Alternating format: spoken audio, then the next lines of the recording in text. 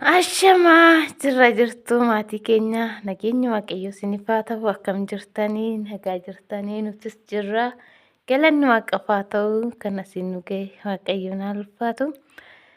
Isinis bakka jirtanitti nageenyi keenya qilleensarraan isin haa qaqqabu yennaa kan biyya keessas akkasuma biyya hambaa jirtani nagaan keenya isin haa qaqqabu akkam nu jirtu nagaa jirtanii nutis jirra galata waaqaa.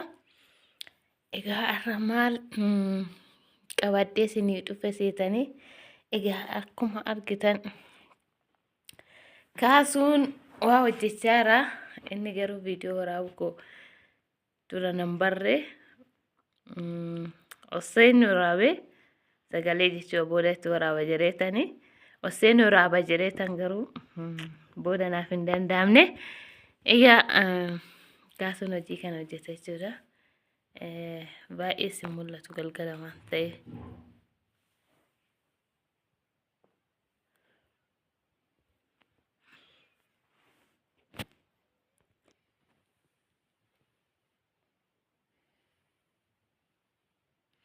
Egaa maal seetanii kaasuun foon mummuraa jira jechuudha. Kun fooni kaameraa irratti xiqqoo dibim jedha baay'ee mul'atu. Maaliif galgala waan ta'eef egaa baay'een keessaniin jaallattan fooni kan hin jaalannes jiraachuu danda'a beekamu kan akka koo foon hin jaalannes jiraachuu danda'a. Ani foon hin jaaladhu amma kaasuun kophaa isaatti foon mummuraa jira firiijii galchuuf jechuudha. Naa kana kaasumatu nyaata ani nyaadhu jechuudha. Maaliif hin jaaladhu haa ta'u kaasuu bichaatu nyaata ani shirootiya bichaadha. Kana fakkaata kinoo kaasuun mummuraa warri jaalattan koottaa kaasuu qarqaaraa isiniin jira. Kaasuun amma mucaa yookiin mucayyoo argatutti adduma kiyyee nyaadhaa jedhee amma aaree jira jechuudha. Qarqaaruun didee kanaaf natti aaree jira amma kaasuun aaree baay'een dubbatu. Kun qarqaaruu dide jechuudha. Inni ani immoo iyyuu mummurii tola kanaa godii gaafan hojjedhuuf akkanaa mijatu jechuudha. Firiijii keessa yoo ta'e waan kun baradoo ta'uuf yookiin immoo waan qorruuf sirriitti amma addaanoo mummuree lafa naa godhe immoo guyyaa san keessa fuudhee bicha itti hojjetudha. Innaa kana isiniin jira maatii keenya mee kaasuun dubbataa laata natti aare. Maaliif ani harkaanis qabuu hin jaaladhu foonni jechuudha. Dhugaa dubbachuudhaaf ani garuu foon nyaadheen beeku biyya hambaatti illee gisee biyya arabaa jiru sanitti hin nyaanne foon osoo hin nyaatiin hin galee. Kanaaf gallaanis nyaanne saniin duras foon hin nyaanne wallollee akkamitti walitti araaramnu mee natti himaa warri beektan akkamatti walitti araaramnu. Kaasuun amma balaa fooniti jedhee natti aaree jira. Kaasuu mee ol jedhi kaa mee kaasuu kaameraa viidiyoo irra hin jira. Nagaa jeemee maatii keenyan viidiyoo foonii si waraaba foon waraabaa jira. Maal goota foon waraabaa deemu silaa foon baattee deemta foon hin nyaadhu foon baatee foon akkamitti nyaadhu. Dhugaa dubbachuudhaaf namni foon baatee foon nyaatu maali? Ani kanaaf kaa atoo maatii keenya nagaa jeekaa kameraan keenya baay'ee gurraacha maal baatee. Eegaa maatii jaalala maatii kabajaa akkam ooltan nagaa ooltanii fayyaan akkam jirtan nageenyi badhaadha.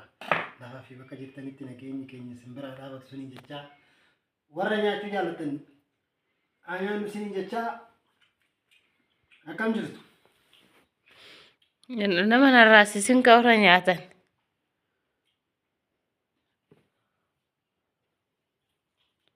Nutis jirra siniin jedhaa aanyaannu ani baluu walitti mufannee jirraadha. Maali walitti mufannee balaa foon kanatti sababa shitti mana kanatti foon hojjetamee nyaatamu har'a hojjetame boru ganama namni nyaatu waan hin jirreefi yoo akka carraa ta'ee namni dhufee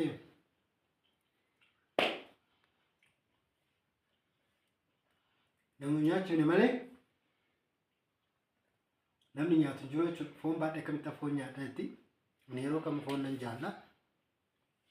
Garuu sababa ishiitiin yaa fuudhames yookaan bitames foon nyaatamuu hin danda'amu jechuudha. Kanaaf amma foon kun manumaaf yookaan immoo numatu barbaadee akka carraa taanee ijoollee hiriyoota wajjin jabbiidhuma waan xiqqoo wayii bitannee qalannee nama 10 amma isa kana foon kana kaamma yaa nyaatamaan jiru jechuudha. Baduu isaas bilaash carraa ta'ee zabanyaan hin jira waan ta'eef yoo saree hin qabna. Anumaaf isatti walii qabee taraa nyaata malee baluu waan nyaatu qabdu. Kanaaf baay'ee mana tokko keessatti immoo namni mana keessa jiraatee dirqama yoo waan abbaan tokko fayyadamu tokko fayyadamini baay'ee ulfaataadha hin beektan isin hundi keessanuu. Kanaaf baay'ee rakkisaadha. Kanaaf afaan kana akka argamu yoo ta'an iji keessa galee kaachuma xiqqeessineetuma kukkutanneetuma nyaanneeti nyaadhee yaadaara. Kanaaf isuma kanallee harkaan qabinaa jennaan na didde kun egaa fumaakii afanii akkuma beektan kana goggoraadha. Isin immoo baay'inni ijoolleen Oromoon yeroo ayyaanaas faasigaa yaa amantaa kiristaanaa musliiman jedhu namni kamiyyuu jechuudha amantaa ofiitiin nin qalata horii naannoo ofiitti jechuudha. Kanaaf dirqa qalateen booda immoo dirqa makaa ofiitti nyaata. Akkuma san immoo maatii ofii wajjin walii qabee nyaata jechuudha. Keenya immoo gaafa ilmi yookaan intalli dhufte jinyaatti malee jaaladhu jette dura maatiin balleessa jechuudha. Baluu waan godhu qabani guyyaa baay'een nyaachisuuf illee yaale ammaaf mee akka isin argitanitti waan kana kuteetan gushaa. Baay'ee barbaadu. Waaqa. Yookaan immoo miti taanaan isiitu. Lakki. Kitti bicha. Saniin booda hin baratta. Haa jedhan. Adaraa kaameraa kana. Akka deddeebimaa gochuu hin dandeenye egaa kabajamtoota fi jaalatamtoota keenya. Yaa waan fedhii abbaatii irratti hin muudamne immoo nama nyaachisuun baay'ee rakkisaadha. Kanaaf isin akkam jirtanii nageenyi keessan akkamii oolmaa maal fakkaata isiniin jedha. Ani guddaa galatooma kan isiniin jedhu jaalatamtoota fi kabajamtoota keenya warroota viidiyoo keenya ilaaltanii sheer nu godhaatan dhugaa galanni keessan guddaa galatooma baay'ee isin jaaladha. Yaa'u namni Oromoon ol guddisaa nu guddisaa dhugaa waaqayyoo galatooma isiniin jedha. Warroonni immoo viidiyoo keenya illee argitanii sheer nu godhin viidiyoo keenya nu laalaa sheer nu godhaayii nu guddisaayii nullee namoota baay'eedhaaf sheer godhaarra. Yaa'u kanaaf galatoomaayii isiniin jedha dhugaa hangama kootiin baay'ee isin galatoomfadha. Akka carraa ta'ee namoonni amantaa garaagaraati kan viidiyoo guyyaa kana hojjechaa oolu. Kanaaf dhiifama isiniin jechaa yaa'u kuni waanuma hundi keenya itti fayyadamnu rakkoon qabulleedha jedhee yaadu. Yaa'u kana isiniin muraa hojjechuu viidiyoo hojjechuun kee xiqqoo ishee namoonni isin dabbarullee jiraate dhiifama isiniin jechaa dhiifama isin gaafadha. Kanaaf warroota immoo baluu nama fakkeenyaaf gara fuulduraatti dadhabbiirra jirti waan ta'eef waa barbaachisaa dubartii yoo deeche yookaan immoo yoo algaa cabsitee jedhame Oromoon algaa cabsitee yookaan siree cabsitee jedhamaami siree yoo cabsitee siree cabsitee jechuun akkoo maal jechuudha? Yoo deesse yookaan immoo yoo lama lakki siree cabsii kayii maarree akkasuma kaa siree cabsii jechuun siree cabsitee kayii siree kayii cabsii kayii jechuun yoo dhiiga wayii waan bu'eef yookaan waa wayii furdaddu kayii jechuudha miti waan nyaattee furdattee bulluqa bichaa dhuddeetii miti furdattu dhiiga fa'aa dhuddeetii malee basma nyaatiin lafeen isaan jabaatu miti namoonni foon nyaattan dhiiga kan dhuguun jiraa namni duraanii yaa'u warri Oromoon duraanii dhiiga fa'aa baasaa kan ammaa garuu cubuura kitaaba kamirrattuu yoo amma dhiiga dhuguuni yaa duraanii hara ta'e dhiiga maal ta'u dhiiga baasaa dubartiin dhiiga yaa'u manatti deechee waan ta'eef dhiiga maalitu baasan kan warii moo kan hoolatti isaa ta'u kan wariitti isaa ta'u kamiyyuu nu baasu. Kanaaf silaa namni foon nyaate lafeen isaa jabaata jedhama. Garuu nama lafeen ishii jabaattu miti jechuudha. Homaa waan taqqamtu miti. Kanaaf ishiin bulluquma midhaan aynata kudhan yoo ta'e ishii walitti kan nannattee daasifachaa jirtu bulluqa bichaa dhuguu lafi silaa foon kana nyaatte silaa bareeda. Homaa gochuu hin danda'amne. Nama sapiraayizii na goyee oolaa yookiin immoo ra'ee naa bitu yoon argadde ni nyaadda. Siifan bitaan. Nama ormaan eeggatee namni siin bita ችግር የለም. Atuuti bichaan nyaadhu. Bakka guyyaa sana nyaadda. Hin beekamu. Qoricha naa soqame warri foonii akka koo nyaanne yookiin immoo duraan osoo hin nyaatin jiraattanii booda nyaattan akkamitti nyaattanii natti maa isiniin jira dhugaa dubbachuudhaaf ani of beekee garuu foon hin nyaanne. Egaa narkaan illee tokko na jibbisiisa dhugaa dubbachuudhaaf baay'ee tokko kaasuun ofuma isaatii hojjechaa jira. Addaan naa muree fi nuti xiqqeessee firiijii galchuu fi egaa kana fakkaata. Sinin jenaa maatii keenya.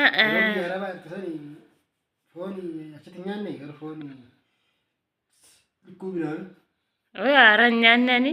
Ilaallee. Garagariitu ilaalle. Hayyee akkas sinin jedhaa hundaafuu viidiyoo keenya kana warra sheer nu godhaa jirtan guddaa galatoomaa guddaa dachaa galatoomaa sinin jedhaa sinan jaaladhaa halkan nagaa isin haa godhu horaa bulaa deebanaa. Egaa maatii keenya viidiyoon keenya guyyaa irraa kana fakkaata. Nagaa nuuf taasin jaalannaa. Akkasuma viidiyoo keenya immoo sabskiraayibii nu godhaanuuf guddisaa bilis maatii keenya. Warri nu gootan immoo akkasuma nu jajjabeessitanillee baay'ee galatoomaa sinin jenna. Egaa nagaa nuuf taa viidiyoo biraatiin nagaa walitti deebinutti baay'ee.